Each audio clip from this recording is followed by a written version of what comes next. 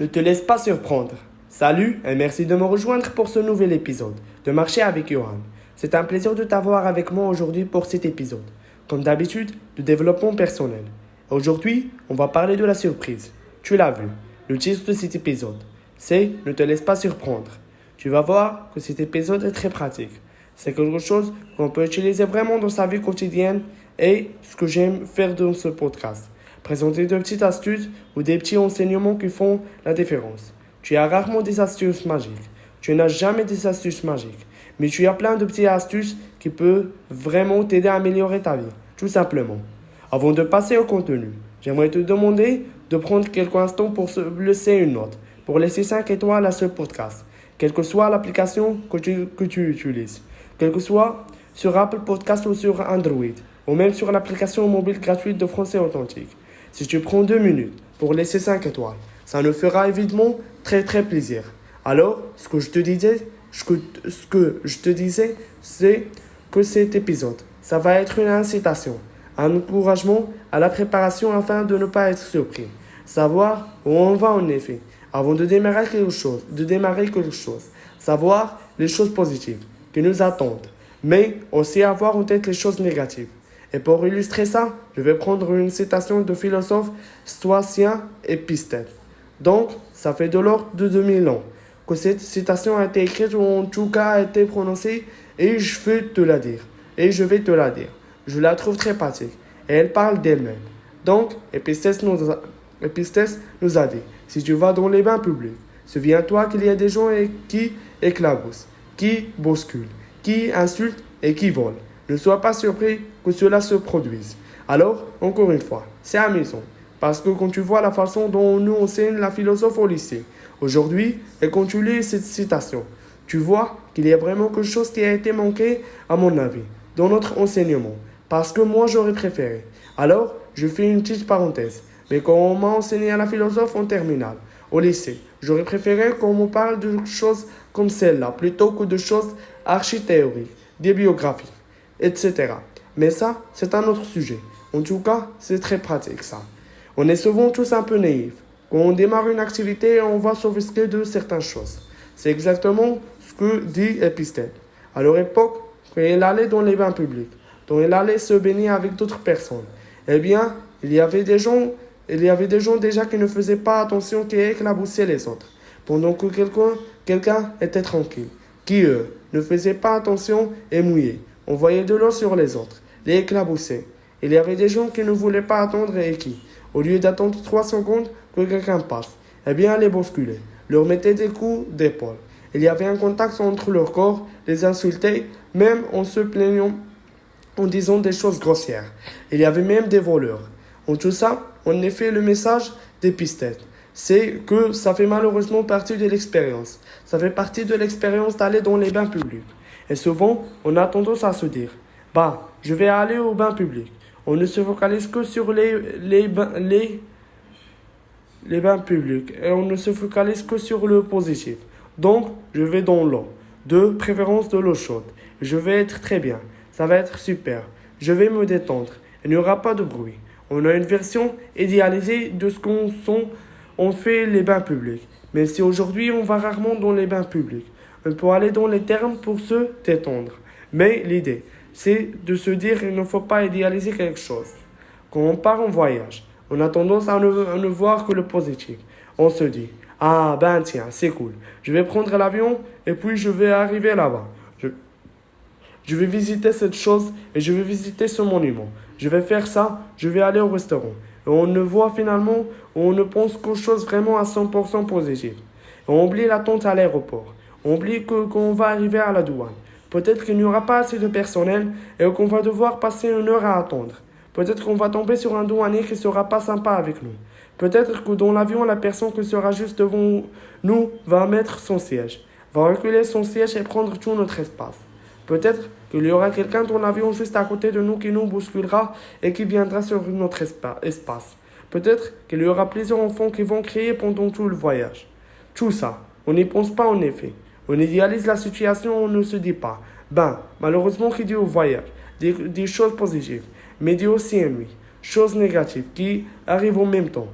Quand on va faire ses courses au magasin, on ne se dit pas, tiens, je vais peut-être rencontrer des gens qui vont essayer de prendre ma place à la caisse.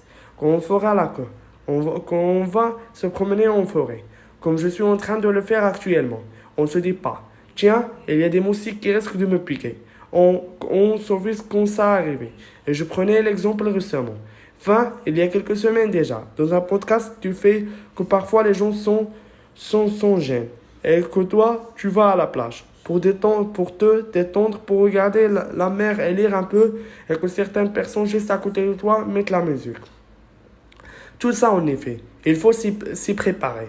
Alors ça veut pas dire qu'il faut devenir noir et très négatif et ne voir que les inconvénients de la vie. Mais il ne faut pas se laisser surprendre. C'est ça le message. Ce qu'il faut voir les choses comme étant des ensembles et on ne peut pas avoir de positif sans avoir un peu de négatif. Malheureusement, c'est comme ça, c'est la vie. C'est un ensemble, c'est un tout, on ne peut pas avoir l'un sans l'autre. Donc, en faisant ça, vraiment. C'est pour ça que je trouve que c'est très pratique comme état d'esprit. En faisant ça, eh bien, ça nous permet d'éviter la surprise. Eh bien, souvent, c'est elle qui stresse. Ce qui nous stresse, c'est pas forcément la personne qui va nous éclabousser. C'est la surprise. Ce qui nous stresse, ce qui nous énerve, ce qui nous irrite. C'est à la surprise, il est difficile d'être énervé, d'être irrité ou d'être stressé par une chose qu'on attendait. Si on sait que ça va arriver, on n'est pas énervé.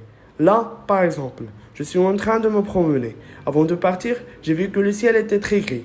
Je sais qu'il va pleuvoir, ou je me doute qu'il va pleuvoir. Je suis préparé. Donc, si les premières gouttes commencent à tomber sur moi pendant que j'enregistre ce podcast, je ne serai pas stressé, je ne serai pas énervé, je ne serai pas irrité. Je me dirai, ben oui, tiens, je le savais. Je savais qu'il allait pleuvoir, et il pleut. Donc au final, qu'il ne pleut pas, tant mieux. J'aurais été préparé et je n'aurais pas eu besoin de cette préparation. Mais c'est pas grave. L'idée, c'est vraiment d'avoir cet esprit sans tomber dans le négativisme. Je t'invite pas à être super négatif et à penser qu'à des choses justement négatives. Je ne t'invite pas non plus à tomber dans la passivité. Savoir qu'on va être éclaboussé et bousculé dans les bains publics ne veut pas dire qu'on doit être passif et tout accepter. Savoir que des gens vont essayer de prendre notre place dans les files d'attente. On ne veut pas dire qu'il faut l'accepter et il faut se laisser dépasser. On n'est pas là pour être passif, mais on est là pour être préparé. On a le pouvoir de se protéger. Mais le mieux pour pouvoir le faire, c'est d'être prêt, d'éviter la surprise. C'est un peu comme dans la fable de La Fontaine. La cigle et la fourmi, où la fourmi se prépare et sait que l'hiver va venir et se prépare en conséquence, contrairement à la cigle. Eh bien là, c'est pareil. La fourmi, elle n'a pas envie d'être prise ou dépourvue, comme la cigale. La cigale, elle danse tout l'été. Elle s'amuse, elle ne se prépare pas. Quand il n'y a plus de nourriture, quand il fait froid, elle s'ouvre. Elle s'ouvre parce qu'elle n'était pas préparée. Et nous, on va être comme la fourmi. On va être préparé. Il y a une autre citation d'un autre philosophe, stoïcien, lui aussi, que j'apprécie beaucoup, et qui va un peu dans le même esprit, même si elle est un peu plus globale. Il s'agit de Marc Aurèle, donc philosophe stoïcien, lui aussi dans son ouvrage, Penser pour moi-même. En anglais, le livre s'appelle Meditation, et donc c'est un livre dans lequel Marc Aurèle raconte ou se donne des enseignements. C'est une sorte de journal qu'il a écrit pour lui, mais qu'on lit encore, 2000 ans. Après parce qu'il est plein de sagesse. Et je te lis juste un tout petit passage. C'est vraiment juste un tout petit morceau d'un paragraphe, parce qu'il le détaille après. Mais en tout cas, je te lis juste le début qui correspond à ce qu'on est en train de dire. Marc Aurèle nous dit, dès l'aurore, dis-toi par avance, je rencontrai un discret, un gras, un isolant, un fourbe, un envieux, un sociable, etc. Donc, Marc Aurèle se dit lui-même, prépare-toi. Prépare-toi. Quand il dit, dis-toi. Et se parle à lui-même. Parce que ce livre pensait pour moi-même. Ce sont des méditations. Donc, il se parle à lui-même. Et se dit, quand je me lève le matin, il était empereur romain. Et se dit, je vais rencontrer des gens très difficiles. Ça va être très difficile d'avancer avec eux. Certains seront indiscrets. Ils voudront tout savoir. D'autres seront ingrats. C'est-à-dire qu'ils ne seront pas reconnaissants de ce que n'est fait pour eux. D'autres seront insolents. C'est ça, dire qu'ils vont nous couper. Ils vont nous interrompre, nous couper la parole. D'autres seront fous, c'est-à-dire qu'ils seront malins et qu'ils vont essayer par des moyens plutôt malhonnêtes d'obtenir des choses de nous. D'autres seront envieux, c'est-à-dire qu'ils voudront notre place ou ils voudront nos avantages sans perdre nos inconvénients. D'autres seront insociables, c'est-à-dire nous serions plutôt désagréables. Tu vois, c'est le même esprit de préparation qui a animé l'empereur romain que celui que préconise. Épistète, quand il va au bain, celui que je te préconise quand tu pars en voyage par exemple. Donc voilà, ce que je voulais te proposer aujourd'hui, je m'y étais pas trompé. Les premières gouttes de pluie arrivent et, tu vois, je ne suis pas surpris. Je ne suis pas surpris parce que je savais qu'en allant me balader, je risquais d'être mouillé. Donc, cette expérience de marche, ce qui est positif, a un côté négatif, qui est la pluie. Et je le savais, je me suis préparé. Je ne suis ni surpris ni agacé par cela. Merci de m'avoir suivi. Si tu as apprécié, encore une fois, prends vraiment quelques instants pour aller mettre une petite note ou un petit commentaire au podcast de Français Authentique. Ça nous aide beaucoup. Merci de ta confiance. On se retrouve très bientôt pour du nouveau contenu de Marcher avec Yoran. Salut!